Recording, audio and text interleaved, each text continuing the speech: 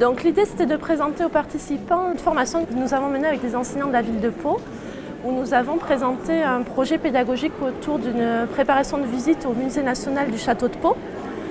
Et dans l'idée qu'ils puissent le transposer dans leur classe, montrer qu'on peut préparer une visite au château en utilisant l'espace numérique de travail, en exploitant le moteur de recherche, la médiathèque pour aller chercher des documents, déposer des photos et surtout l'exploitation du blog pour écrire un petit compte-rendu de la visite et des œuvres rencontrées lors de la visite. Pendant la visite, les enseignants ou les élèves prennent des photos, écoutent la conférencière, prennent des notes et de retour en classe, grâce à l'ENT, déposent les photos prises, éventuellement complètent une fiche sur l'histoire des arts avec des informations sur l'auteur de l'œuvre, la période historique, pour ensuite déposer un article sur le blog de l'ENT à destination des parents. L'idée de ce stage de formation avec les enseignants, c'était de faire découvrir tous les modules de l'ENT, à savoir la messagerie, la médiathèque pour déposer des documents, le blog pour rédiger des articles, le mini-site où éventuellement on peut faire des pages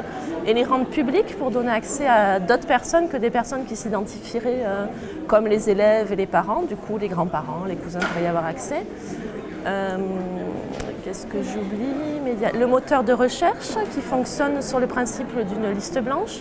Donc il y a une liste blanche qui est prédéfinie, les enseignants peuvent après la configurer, rajouter des sites qu'ils ont repérés. Alors, le projet Aliénor a débuté en 2013. Sur le département, il y avait une soixantaine d'écoles qui ont démarré.